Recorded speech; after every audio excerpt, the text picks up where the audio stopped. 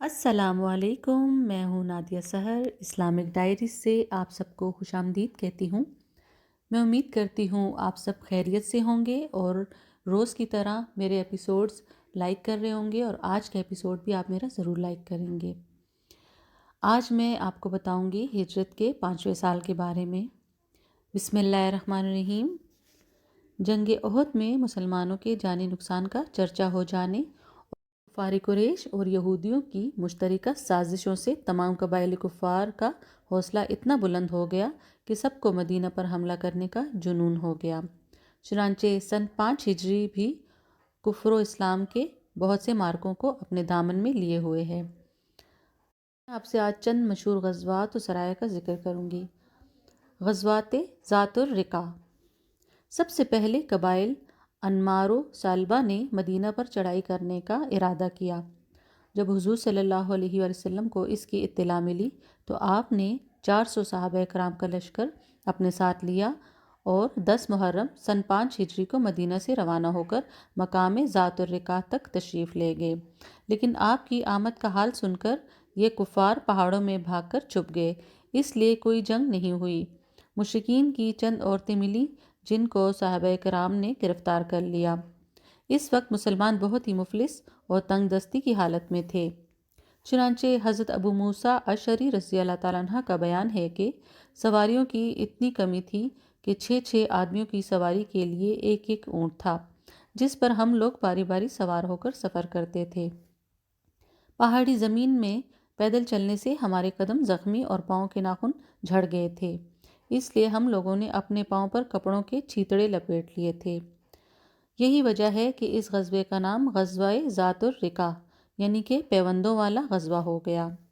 بعض مورخین نے کہا ہے کہ چونکہ وہاں کی زمین کے پتھر سفید و سیاہ رنگ کے تھے اور زمین ایسی نظر آتی تھی گویا سفید اور کالے پیوند ایک دوسرے سے جوڑے ہوئے ہیں، لہٰذا اس غزوے کو غزوہ ذات الرقاع کہا جانے لگا۔ اور بعض کا قول ہے کہ یہاں پر ایک درخت کا نام ذات الرقاع تھا، اس لیے لوگ اس کو غزوہ ذات الرقاع کہنے لگے۔ ہو سکتا ہے کہ یہ ساری باتیں ہوں۔ مشہور امام سیرت ابن اسحاق کا قول ہے کہ سب سے پہلے اس غزوہ میں حضور صلی اللہ علیہ وآلہ وسلم نے صلاۃ الخوف پڑھی۔ غزوہ دومۃ الجندل۔ ربیع الاول سن 5 ہجری میں پتہ چلا کہ مقام دومۃ الجندل میں، جو مدینہ اور شہر دمشق کے درمیان ایک قلعے کا نام ہے، مدینہ پر حملہ کرنے کے لیے ایک بہت بڑی فوج جمع ہو رہی ہے۔ حضور صلی اللہ علیہ وآلہ وسلم نے 1000 صحابہ کرام کا لشکر لے کر مقابلے کے لیے مدینہ سے نکلے۔ جب مشرکین کو یہ معلوم ہوا کہ وہ لوگ اپنے مویشیوں اور چرواہوں کو چھوڑ کر بھاگ نکلے، صحابہ کرام نے ان تمام جانوروں کو مال غنیمت بنا لیا اور آپ نے 3 دن وہاں قیام فرما کر مختلف مقامات پر صحابہ کے لشکروں کو روانہ فرمایا۔ اس غزوہ میں بھی کوئی جنگ نہیں ہوئی۔ اس سفر میں 1 مہینہ سے زائد آپ مدینہ سے باہر رہے۔ غزوہ مریسی۔ اس کا نام غزوہ بنی مستلق بھی ہے۔ مریسی ایک مقام کا نام ہے جو مدینہ سے 8 منزل دور ہے۔ قبیلہ خزاعہ کا ایک خاندان بنو اس مستلق یہاں آباد تھا اور اس قبیلہ کا سردار حارث بن زرار تھا۔ اس نے بھی مدینہ پر فوج کشی کے لیے لشکر جمع کیا تھا۔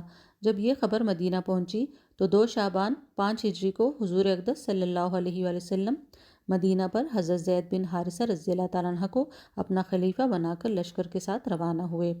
اس غزوہ میں حضرت بی بی عائشہ اور حضرت بی بی ام سلمہ رضی اللہ تعالیٰ عنہ بھی آپ کے ساتھ تھی۔ جب حارث بن زرار کو آپ کی تشریف آوری کی خبر ہو گئی تو اس پر ایسی دہشت سوار ہو گئی کہ وہ اور اس کی فوج بھاگ کر منتشر ہو گئی، مگر خود مریسی اس کے باشندوں نے لشکر اسلام کا سامنا کیا اور جم کر مسلمانوں پر تیر برسانے لگے، لیکن جب مسلمانوں نے ایک ساتھ مل کر حملہ کر دیا تو 10 کفار مارے گئے اور 1 مسلمان بھی شہادت سے سرفراز ہوئے۔ باقی سب کفار گرفتار ہو گئے جن کی تعداد 700 سے زائد تھی۔ 2000 اونٹ اور 5000 بکریاں مال غنیمت میں صحابہ کرام کے ہاتھ آئیں۔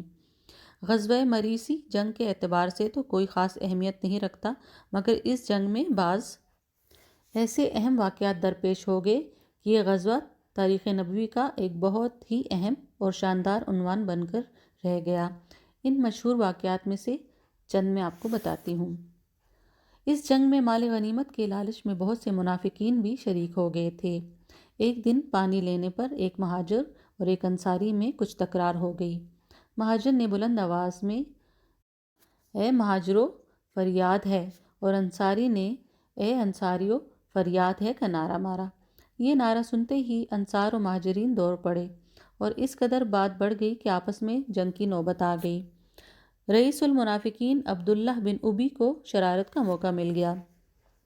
اس نے اشتعال دلانے کے لیے انصاریوں سے کہا کہ لو، یہ تو وہی مثل ہوئی کہ تم اپنے کتے کو فربا کرو تاکہ وہ تم کو کاٹ ڈالے۔ تم انصاریوں ہی نے ان مہاجرین کا حوصلہ بڑھا دیا ہے، لہٰذا اب ان مہاجرین کی مالی امداد و مدد بالکل بند کر دو۔ یہ لوگ ذلیل و خوار ہیں اور ہم انصار عزت دار ہیں۔ اگر ہم مدینہ پہنچے تو یقیناً ہم ان ذلیل لوگوں کو مدینہ سے نکال باہر کر دیں گے۔ حضور اکرم صلی اللہ علیہ وآلہ وسلم نے جب اس ہنگامے کا شور و غل سنا تو انصار و مہاجرین سے فرمایا کہ کیا تم لوگ زمانے جاہلیت کی نعرہ بازی کر رہے ہو؟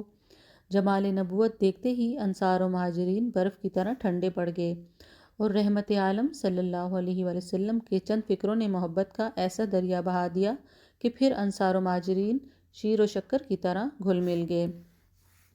جب عبداللہ بن ابی کی بیہودہ بات حضرت عمر رضی اللہ تعالیٰ عنہ کے کان میں پڑی تو وہ اس قدر طیش میں آ گئے کہ ننگی تلوار لے کر آئے اور عرض کیا کہ یا رسول اللہ، مجھے اجازت دیجیے کہ میں اس منافق کی گردن اڑا دوں۔ حضور اقدس صلی اللہ علیہ وآلہ وسلم نے نہایت نرمی کے ساتھ ارشاد فرمایا کہ اے عمر، خبردار، ایسا نہ کرو، ورنہ کفار میں یہ خبر پھیل جائے گی کہ محمد صلی اللہ علیہ وآلہ وسلم اپنے ساتھیوں کو بھی قتل کرنے لگے ہیں۔ یہ سن کر حضرت عمر رضی اللہ تعالیٰ عنہ بالکل ہی خاموش ہو گئے۔ اگر اس خبر کا پورے لشکر میں چرچا ہو گیا۔ یہ عجیب بات ہے کہ عبداللہ بن ابی جتنا بڑا اسلام اور بانی اسلام صلی اللہ علیہ وآلہ وسلم کا دشمن تھا، اس سے کہیں زیادہ بڑھ کر اس کے بیٹے اسلام کے سچے شیدائی اور حضور صلی اللہ علیہ وآلہ وسلم کے جانثار صحابی تھے۔ ان کا نام بھی عبداللہ تھا۔ جب اپنے باپ کی بکواس کا پتہ چلا تو وہ غیظ و غضب میں بھرے ہوئے بارگاہ رسالت میں حاضر ہوئے اور عرض کیا کہ یا رسول اللہ، اگر آپ میرے باپ کے قتل کو پسند فرماتے ہوں تو میری تمنا ہے کہ کسی دوسرے کے بجائے میں خود اپنی تلوار سے اپنے باپ کا سر کاٹ کر آپ کے قدموں میں ڈال دوں۔ آپ نے ارشاد فرمایا کہ نہیں، ہرگز نہیں، میں تمہارے باپ کے ساتھ کبھی بھی کوئی برا سلوک نہیں کروں گا۔ اور ایک روایت میں یہ بھی آیا ہے کہ مدینہ کے قریب وادی عقیق میں وہ اپنے باپ عبداللہ بن ابی کا راستہ روک کر کھڑے ہو گئے اور کہا کہ تم نے مہاجرین اور رسول اللہ صلی اللہ علیہ وآلہ وسلم کو ذلیل کہا ہے۔ خدا کی قسم، میں اس وقت تک تم کو مدینہ میں داخل نہیں ہونے دوں گا جب تک رسول اللہ صلی اللہ علیہ وآلہ وسلم اجازت عطا نہ فرمائیں، اور جب تک تم اپنی زبان سے یہ نہ کہو کہ حضور صلی اللہ علیہ وسلم تمام اولاد آدم میں سے سب سے زیادہ عزت والے ہیں اور تم سارے جہان والوں میں سے سب سے زیادہ ذلیل ہو۔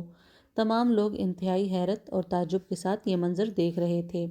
جب حضور صلی اللہ علیہ وآلہ وسلم وہاں پہنچے اور یہ دیکھا کہ بیٹا باپ کا راستہ روکے ہوئے کھڑا ہے اور عبداللہ بن ابی زور زور سے کہہ رہا ہے کہ میں سب سے زیادہ ذلیل ہوں اور حضور اکرم صلی اللہ علیہ وآلہ وسلم سب سے زیادہ عزت دار ہیں، آپ نے یہ دیکھتے ہی حکم دیا کہ اس کا راستہ چھوڑ دو تاکہ یہ مدینہ میں داخل ہو جائے۔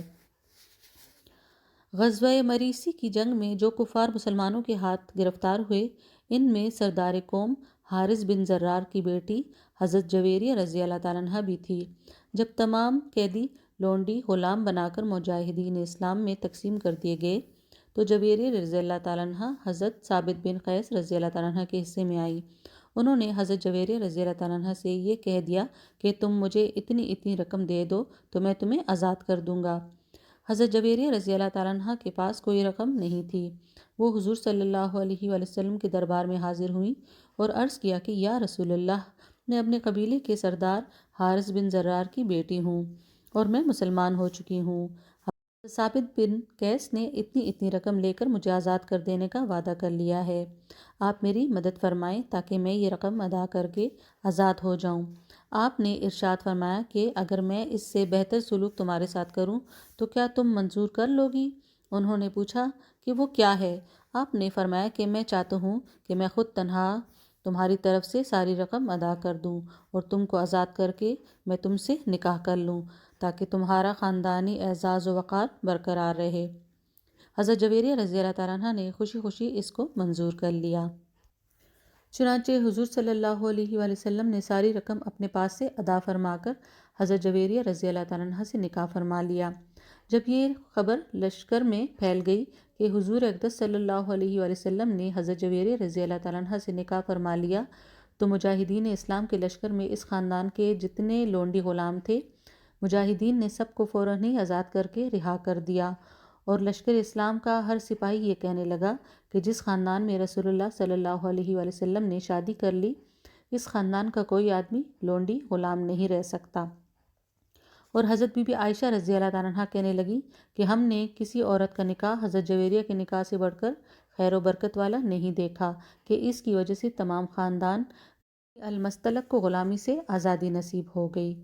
حضرت جویریہ رضی اللہ تعالیٰ عنہ کا اصلی نام برہ تھا۔ حضور صلی اللہ علیہ وآلہ وسلم نے اس نام کو بدل کر جویریہ نام رکھا۔ میں امید کرتی ہوں میرا آج کا ایپیسوڈ آپ کو ضرور پسند آئے گا۔ انشاءاللہ اس سفر کو کل یہیں سے شروع کریں گے، تو میری ویڈیو کو لائک کریں، شیئر کریں، میرے چینل کو سبسکرائب کریں۔ اپنا بہت زیادہ خیال رکھیے گا، دعاؤں میں یاد رکھیے گا۔ انشاءاللہ کل ملتے ہیں نئے ایپیسوڈ کے ساتھ۔ آپ سب کا بہت شکریہ۔ اللہ حافظ۔